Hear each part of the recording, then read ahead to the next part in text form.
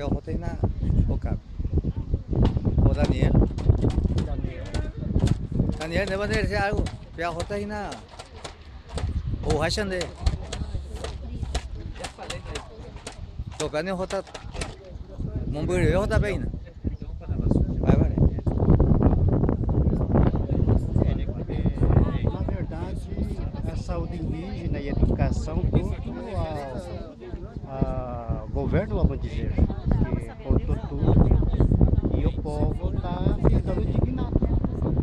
E agora está se movimentando, primeira vez, o povo indígena está saindo, pelo menos para se mostrar o que é o direito.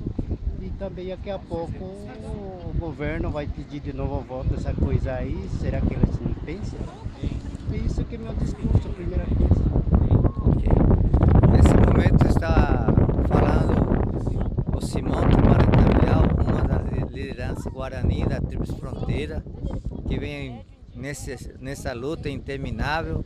E assim o povo Guarani, nesse momento aqui na fronteira, no pedágio de São Miguel e Santa Terezinha, está chamando a atenção do Brasil, das autoridades e de todos onde for necessário. E assim nós estamos convocando a imprensa que dessa maneira a população já não pode viver nesse momento atual.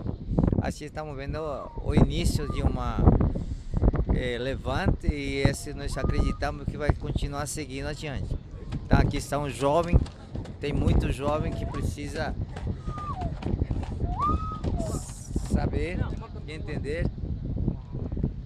Tudo isso será possível. E aqui está o principal movimento que está sendo feito. Bom, Yanderu em Bareté, aí com a Bujapona, Jamboa Samina Chupequera.